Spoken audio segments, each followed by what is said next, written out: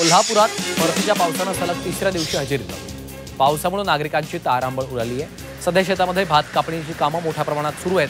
परतीच्या पावसामुळे शेतकऱ्यांचा भात कापणीचा खोळंबा झाला।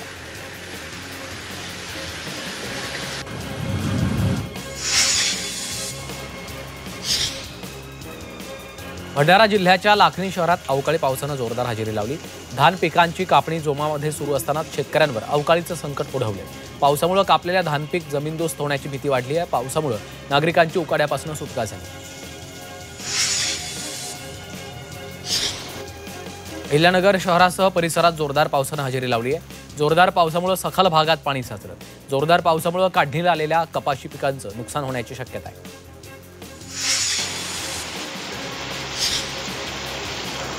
सांगली शहरात जोरदार परतीच्या पावसानं हजेरी लावली। सकाळपासूनच ढगाळ वातावरण होतं। अचानक सुरू झालेल्या पावसामुळे सांगलीकरांची चांगलीच तारांबळ उडाली। शहरातल्या सखल भागात पाणी साचलं। वसईमध्ये लक्ष्मीपूजनाच्या दिवशी झालेल्या मुसळधार पावसामुळे भात पिकांचं मोठं नुकसान झालं। यावर्षी 7109 हेक्टर क्षेत्रात भात पिकांची लागवड झाली होती। मात्र परतीच्या पावसामुळे कापणीसाठी तयार झालेले भात पूर्णपणे जमीनदोस्त झाले।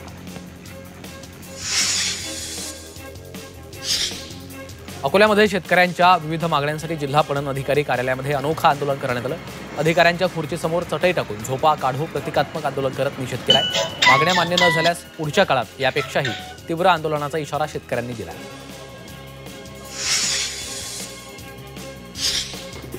वाशिम तहसील कार्यालयाच्या समोर शेतकऱ्यांनी आंदोलन केलेलं आहे। अतिवृष्टीमुळे झालेल्या शेती नुकसानीबाबत सरकारकडून शेतकऱ्यांना मदत देण्यात आली आहे। मात्र मिळालेली रक्कम तुटपुंजी असल्यानं संतप्त शेतकऱ्यांनी निषेध नोंदवलाय।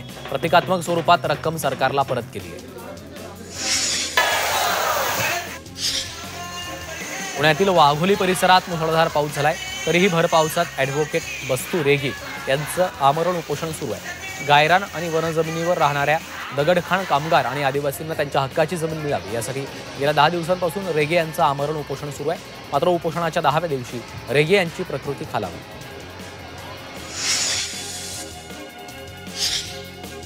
सोलापूरच्या माढ्यातील मोडनिंब ग्रामपंचायतीमधील मंजूर झालेली 109 घरकुलं अधिकाऱ्यांनी अचानक रद्द केली। सदर घरकुलं पुन्हा तातडीनं मंजूर करावीत, अन्यथा 15 दिवसात अधिकाऱ्यांच्या तोंडाला काळं फासू असा इशारा मनसे जिल्हाध्यक्ष प्रशांत गिड्डे यांनी दिला आहे।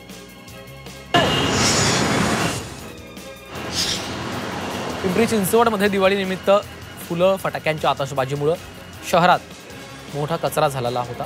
महापालिकेनं मुख्य बाजारपेठांबरोबरच संपूर्ण शहरातील कचरा संकलन केलं। त्यामध्ये दिवाळीचे 6 दिवस सरासरी 1500 टन कचरा महापालिकेनं उचलला आहे। दिवाळीचा सण आणि सलग सुट्यांमुळे रायगडच्या किनाऱ्यांवर पर्यटकांनी गर्दी केली। आपल्या मुलांसोबत अनेक पालकांनी समुद्र किनाऱ्याला पसंती दिलेली आहे। रायगड जिल्ह्यातील श्रीवर्धन, दिव्या आगार, हरिहरेश्वर या समुद्र किनाऱ्यावर पर्यटक दाखल झाले। दिवाळीच्या 4 दिवसात सोन्याच्या बाजारपेठेत 3500 कोटींच्या खरेदी विक्रीची उलाढाल झाली। मात्र यावेळी सोन्याच्या नाण्यांची मागणी वाढली। ग्राहकांनी सोन्याकडे हौस म्हणून पाहण्यापेक्षा गुंतवणूक म्हणून पाहिल्याचं निरीक्षण व्यापाऱ्यांनी स्पष्ट केलं। यंदा छोट्या व्यापाऱ्यांची दिवाळी गोड झाली।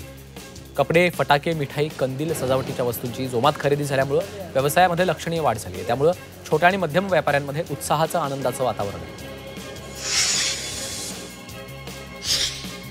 पुण्यातील पाचाडमध्ये मावळा जवान संघटनेच्या वतीनं भाऊबीज भेट देण्यात आली आहे। या कार्यक्रमात फुलांची सजावट, रांगोळी आणि दीपोत्सवानं परिसर उजळून निघालाय। विजय तनपुरे यांच्या हस्ते जिजाऊंच्या समाधीचं पूजन करून राजमाता जिजाऊंना मानवंदना दिली आहे। छत्रपती संभाजीनगरमध्ये दिवाळी सणाला गवळी समाज विशेष परंपरा पाळतो। शहरातल्या राजा बाजार परिसरामध्ये रेडे आणि म्हशींची सगर आयोजित केली जाते। आपल्या म्हशींबाबत कृतज्ञता व्यक्त केली जाते। 110 वर्षांपासूनची ही परंपरा आहे। सांगलीमधील कौलापुरात दिवाळी निमित्तानं किल्ला साकारण्यात आलाय। या ठिकाणी छत्रपती शिवाजी महाराजांच्या विजयदुर्ग किल्ल्याची हुबेहूब प्रतिकृती स्वराज्य दुर्गनाद प्रतिष्ठाननं साकारली। छत्रपती शिवाजी महाराजांच्या किल्ल्यांची माहिती आणि इतिहास तरुण पिढीला समजावा यासाठी या किल्ल्यांची प्रतिकृती साकारली आहे।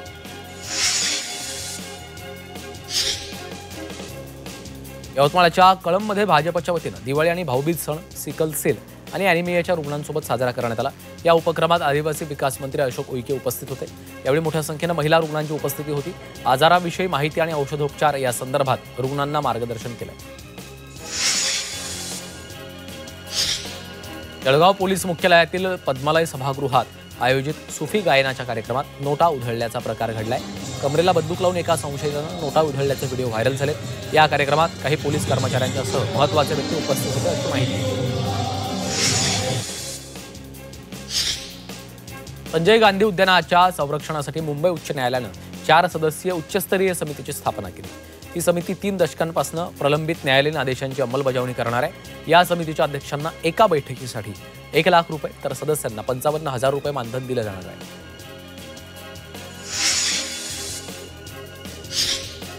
माळशेज नगर या महामार्गावरील काँक्रिटीकरणाचं काम अंतिम टप्प्यात आलंय। या महामार्गावरील रखडलेली कामं मार्गी लागणार आहे। त्यामुळे वाहन चालक आणि स्थानिकांना दिलासा मिळाला आहे।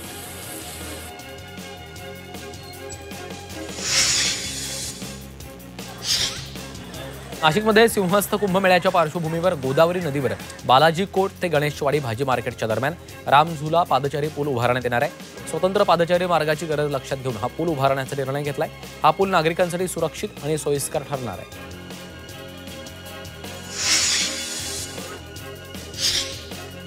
नाशकात पीएम सूर्यघर योजनेला अपेक्षित प्रतिसाद मिळत नाहीये। सरकारी कार्यालयांमध्ये विजेचा वापर कमी करण्यासाठी योजना सुरू केली होती। गेल्या 3 महिन्यात जिल्ह्यात केवळ 11 शासकीय कार्यालयांनी यामध्ये सहभाग घेतला। निधी अभावी आणि स्वमालकीच्या इमारती नसल्यानं ही योजना अडखळली।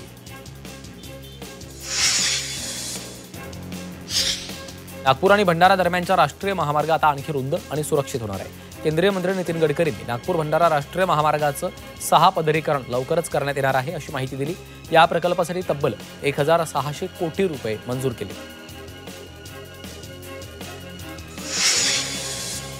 शिक्षक आयडी घोटाळा विदर्भातला शिक्षक आयडी घोटाळा हा सर्वात मोठा घोटाळा आहे असा आरोप काँग्रेस नेते नाना पटोले यांनी केला। लाडकी बहीण योजनेत भ्रष्टाचार केल्याचा आरोपही त्यांनी केलाय। अनेक शिक्षक घरी बसून पगार घेतात। हजारो कोटींचा घोटाळा असल्याचं पटोले यांनी म्हटलंय।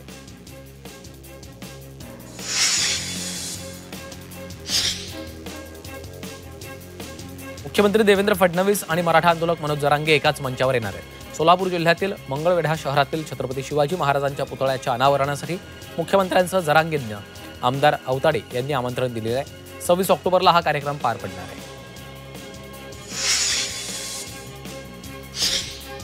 मुख्यमंत्री एकनाथ शिंदे 26 ऑक्टोबरला यवतमाळच्या दौऱ्यावर जाणार आहेत। शिवसंकल्प जिल्हा पदाधिकारी प्रशिक्षण शिबिराचं आयोजन करण्यात आलं। शिबिरामध्ये शिंदे पदाधिकाऱ्यांना मार्गदर्शन करतील।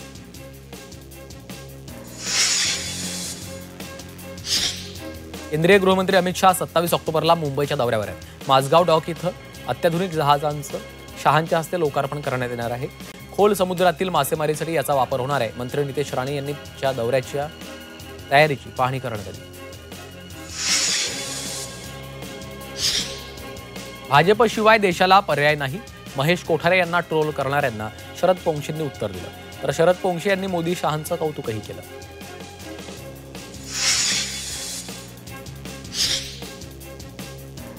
जालन्यात 2 नोव्हेंबरला शेतकरी आणि शेतकरी संघटनेच्या पदाधिकाऱ्यांची बैठक होणार आहे। या बैठकीला शेतकरी संघटनेचे महाराष्ट्रातले सर्व अध्यक्ष, पदाधिकारी, अभ्यासक यांनी उपस्थित राहावं असं आवाहन जरांगेंनी केलंय। फडणवीस सरकारनं मोठा निर्णय घेतलाय। आता शेतकऱ्यांप्रमाणेच मच्छीमारांनाही वीज सवलत मिळणार आहे। मंत्री नितेश राणे यांच्या मागणीनुसार शासनाकडून निर्णय जारी करण्यात आला। मत्स्य व्यवसायाला कृषी दर्जा दिल्यामुळे वीज सवलत लागू करण्यात आली आहे। रवींद्र धंगेकरांनी केंद्रीय राज्यमंत्री मुरलीधर मोहोळ यांच्यावर जैन हॉस्टेल खरेदी प्रकरणात सहभागी असल्याचा आरोप केला होता। यानंतर धंगेकरांनी नवीन आरोप केल्यामुळे राजकीय वर्तुळामध्ये खळबळ उडाली आहे। मोहोळ हे पुण्याचे महापौर असताना ते बिल्डर बढेकरांची गाडी वापरत होते असा गौप्यस्फोट धंगेकरांनी केला आहे। मुरलीधर मोहोळ यांनी महापौरपद बिल्डरांच्या दारामध्ये गहाण ठेवलं होतं असा हल्लाबोल रवींद्र धंगेकरांनी केला। मोहोळ यांनी पुणेकरांचा अपमान केला असून त्यांनी राजीनामा द्यावा अशी मागणी धंगेकरांनी केली। तर धंगेकरांच्या आरोपांना केंद्रीय राज्यमंत्री मुरलीधर मोहोळ यांनी उत्तर दिले। खासदार मुरलीधर मोहोळ यांच्यावर जमीन हडपल्याचा आरोप करणाऱ्या धंगेकरांविरोधात भाजप आक्रमक झाली आहे। भाजप कार्यकर्त्यांनी धंगेकरांना ट्रोल करायला सुरू केलेलं आहे। जुन्या केसेस संबंधीच्या बातम्यांचे स्क्रीनशॉट्स व्हायरल करून धंगेकरही जमीन चोर आहेत असा पलटवार भाजपनं केलाय।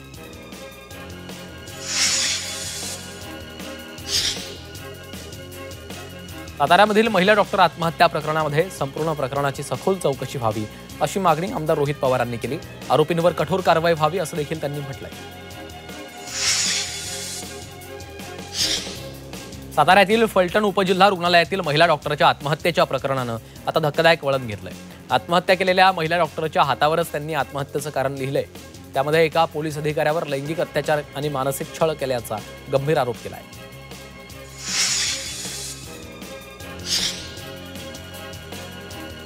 सातारा महिला डॉक्टर आत्महत्या प्रकरणामध्ये एक अपडेट आहे। महिला डॉक्टरनं वरिष्ठांकडे 21 वेळा तक्रारी केल्या होत्या। तक्रारींची दखल न घेतल्यानं टोकाचं पाऊल उचलल्याचं समोर येत आहे।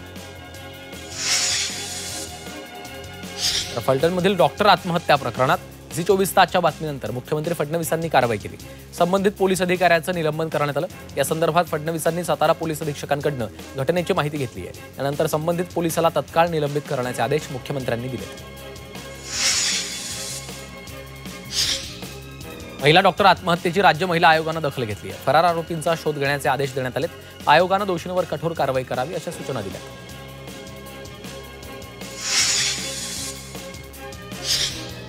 शालेय शिक्षण विभागानं शिक्षणाधिकारी पदावरच्या 10 जणांना शिक्षण उपसंचालक म्हणून पदोन्नती दिली आहे। त्यामध्ये छत्रपती संभाजीनगरच्या विभागीय शिक्षण उपसंचालक पदावर कैलास दातखीळ यांना बढती मिळाली। त्याशिवाय इतर 9 अधिकाऱ्यांना राज्यातल्या वेगवेगळ्या आस्थापनांवर पदोन्नती दिल्याचा शासन निर्णय जारी केलाय। कैलास दातखीळ हे जालना जिल्हा परिषदेमध्ये प्राथमिक शिक्षणाधिकारी पदावर कार्यरत होते।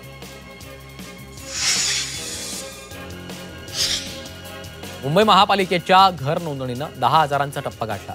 8 दिवसात 300हून अधिक जणांनी अर्ज भरलेत। बीएमसीकडनं होणाऱ्या 426 घरांच्या लॉटरीसाठी मुंबईकरांचा मोठा प्रतिसाद मिळताना दिसतोय।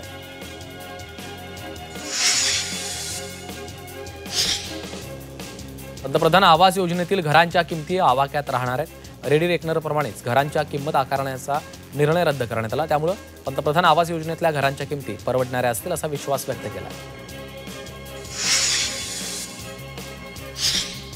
भारतीय सैन्यात भरतीसाठी आणलेल्या अग्निवीर योजनेत मोठा बदल होण्याची शक्यता आहे। या योजनेत 4 वर्ष सेवा पूर्ण केलेल्या अग्निवीर जवानांपैकी 75% जवानांना कायमस्वरूपी सैन्यामध्ये नोकरीवर ठेवण्याचा प्रस्ताव विचाराधीन आहे अशी माहिती आहे।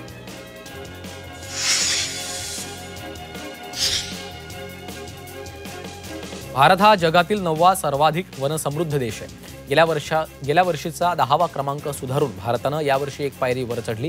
तर वनक्षेत्र वाढवण्यासाठी सर्वाधिक प्रभावी प्रयत्न करणाऱ्या देशांमध्ये भारत हा 3ऱ्या स्थानावर आहे।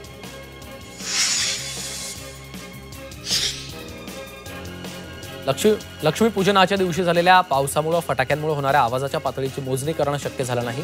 त्यामुळे आवाज फाउंडेशनला यंदा दिवाळीत फोडलेल्या फटाक्यांच्या आवाजाच्या पातळीचा अहवाल सादर करता येणार नाहीये। गेल्या 21 वर्षांनंतर पहिल्यांदाच त्यामध्ये खंड पडलाय। वाशिमच्या रिसोडमधील पैनगंगा नदीवरील कोल्हापुरी बंधाऱ्याची दुरवस्था झाली। जलसंपदा विभागानं 15 ऑक्टोबरपर्यंत बंधाऱ्याची साफसफाई आणि नवीन गेट बसवण्याचं आश्वासन दिलं होतं। मात्र ते आश्वासन अद्याप पूर्ण न केल्यानं बंधाऱ्यातली कामं सुरू झाली नाही आहेत। त्यासाठी तत्काळ बंधाऱ्याची दुरुस्ती करून नवं गेट बसवावं अशी मागणी केली जाते।